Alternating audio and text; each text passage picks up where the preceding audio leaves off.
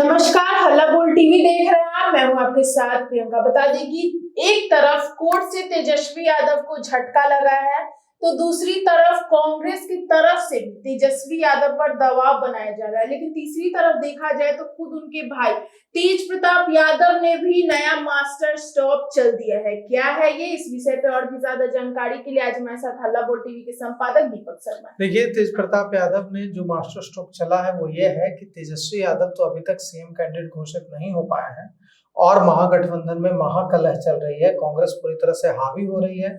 लेकिन तेज Pratap Yadav CM candidate घोषित हो रहे हैं। पशुपति पारस बेहद नाराज हो गए हैं। उन्होंने तेजस्वी यादव के इस ऑफर को, लालू प्रसाद यादव के इस ऑफर को ठुकरा दिया है कि लोक जनशक्ति पार्टी पशुपति पारस गुट का विलय कर दिया जाए आरजेडी के साथ। वो इसके लिए तैयार नहीं है और सूरजभान भी अब शामिल नहीं होंगे आरजेडी में। अब इनका गठबंधन होगा ओवैसी के साथ और ओवैसी, चंद्रशेखर आजाद की पार्टी और तेज प्रताप यादव की पार्टी जनशक्ति जनता दल। कौन कौन पार्टी साथ आ रही है आप समझ लीजिए। असदुद्दीन ओवैसी की पार्टी AIMIM, पशुपति पारस की पार्टी राष्ट्रीय लोक जनशक्ति पार्टी RLJP, चंद्रशेखर आजाद की पार्टी आजाद समाज पार्टी और तेज प्रताप यादव की पार्टी जनशक्ति जनता दल। ये चारों पार्टियों के साथ आने की कवायद चल रही है और अगर यह प्रयास सफल हो जाता है तो ये जो मोर्चा बनेगा इसके सीएम कैंडिडेट तेज प्रताप यादव होंगे।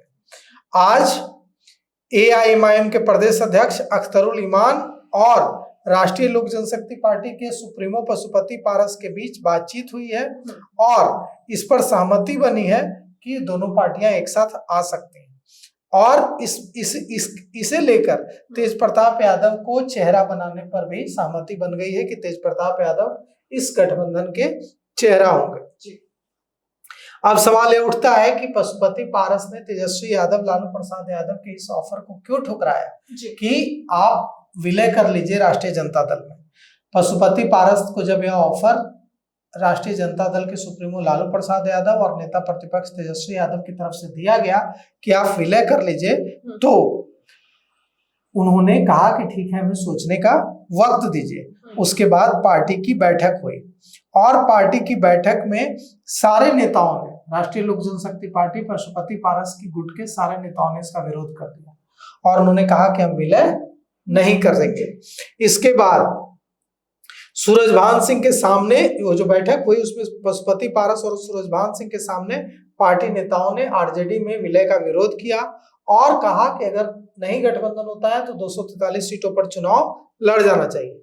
हालांकि पार्टी ने इस फैसले के लिए राष्ट्रीय अध्यक्ष पशुपति पारस को अधिकृत कर दिया और 1-2 दिनों में तय करने के लिए कहा। पशुपति पारस ने कहा है कि 17 अक्टूबर तक का समय है, क्योंकि पहले फेज के लिए, प्रथम चरण के मतदान के लिए नामांकन की अंतिम तारीख 17 अक्टूबर है, तो 17 अक्टूबर तक का समय है। पशुपति पारस ने कहा है कि 17 अक्टूबर तक हम फैसला कर लेंगे, परसों इसका ऐलान कर देंगे। अब सवाल ये उठता है कि क्या संभावना ऐसी है कि ये जो जिन चारों पार्टियों के साथ आने की बात हम कर रहे हैं वो चारों पार्टियां साथ आ जाएंगी?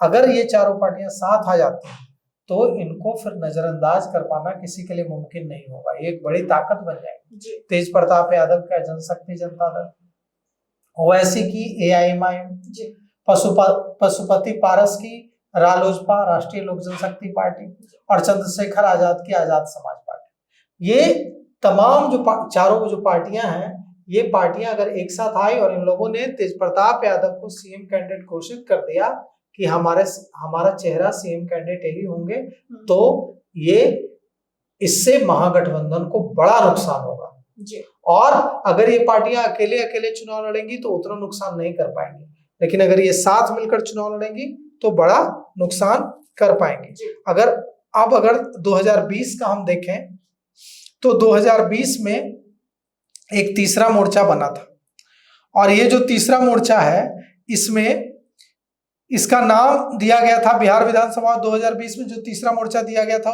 उसका नाम दिया गया था महालोकतांत्रिक सेकुलर मोर्चा, GDSF। इसमें राष्ट्रीय लोक समता party, Bahujan Samaj party, AIMIM, Suheldev Bharatiya Samaj party, Samajwadi Janata Dal और जनवादी पार्टी सोशलिस्ट, ये सब मिलकर चुनाव लड़ी थी। इसमें राष्ट्रीय लोक समता पार्टी 104 सीटों पर लड़ी थी, बहुजन समाज पार्टी 80 सीटों पर लड़ी थी, AIMIM 20 सीटों पर लड़ी थी, सुहेलदेव भारतीय समाज पार्टी 5 सीटों पर लड़ी थी, समाजवादी जनता दल 25 सीटों पर लड़ा था, जनवादी पार्टी 5 सीटों पर लड़ी थी। इसमें AIMIM 20 सीटों पर लड़कर 5 सीटों पर जीती थी और बहुजन समाज पार्टी 80 सीटों पर, बसपा जो मायावती की पार्टी है, 80 सीटों पर लड़कर एक सीट पर जीती थी। लेकिन इस बार अगर इसमें कोई बिहार का बड़ा चेहरा नहीं था। उपेंद्र कुशवाहा थे, लेकिन उपेंद्र कुशवाहा उतना इम्पैक्ट नहीं डाल पाए। अब इस बार यही कोशिश होगी कि तेज प्रताप यादव के चेहरे को आगे रखकर और ओवैसी के चेहरे को आगे रखकर मुस्लिम यादव का जो समीकरण है राष्ट्रीय जनता दल का, उसको तोड़ दिया जाए और मुस्लिम और यादव को ओवैसी और तेज प्रताप यादव का चेहरा दिखाकर साथ ले आया जाए। साथ ही पशुपति पारस के माध्यम से पासवान वोट बैंक में भी सेंधमारी कर ली जाए और ज्यादा से ज्यादा पासवान नेताओं को टिकट दिया जाए, जिससे कि पासवान मतदाता इधर आकर्षित हो। तो यह जो मास्टर स्ट्रोक है, इससे पहले से ही मुसीबत में चल रहे तेजस्वी, आज देखिए, आज तेजस्वी यादव के लिए बहुत बुरा दिन है। आज IRCTC स्कैम मामले में उनके खिलाफ आरोप तय हो गया। अब जब आरोप तय हो गया तो आरोप तय होने का मतलब है चार्ज फ्रेम हो जाना। चार्ज फ्रेम हो जाने का मतलब है कि अदालत ने माना कि हाँ, प्रथम दृष्टया ऐसा लगता है कि आप पर जो आरोप लगाए गए हैं वो सही है और अब आप पर केस चलेगा इसमें। तो चार्ज फ्रेम हो जाना, आरोप तय हो जाना एक बड़ा झटका है तेजस्वी यादव के लिए, लालू प्रसाद यादव के लिए, राबड़ी देवी के लिए। अब जब चार्ज फ्रेम हो गया, ये पहला झटका। दूसरा झटका कि कांग्रेस पूरी तरह से सख्त हो गई है और अब 60 से कम सीटों पर मानने के लिए तैयार नहीं। कांग्रेस ने ब्रह्मास्त्र चला दिया और अपने 76 कैंडिडेट्स को नामांकन करने के लिए कह दिया। ये दूसरा झटका। तीसरा झटका तेज प्रताप यादव ने दे दिया है, मास्टर स्ट्रोक, कि तेज प्रताप यादव की बातचीत हो गई है और तेज प्रताप यादव की पार्टी जनशक्ति जनता दल एक नया मोर्चा बनाकर ओवैसी, पशुपति पारस की पार्टी के साथ मिलकर और चंद्रशेखर आजाद की पार्टी, आजाद समाज पार्टी के साथ मिलकर चुनाव लड़ सकता है और मुख्यमंत्री का चेहरा घोषित हो सकता है। तो ये तीन झटके आज तेजस्वी यादव, लालू प्रसाद यादव को लगे हैं।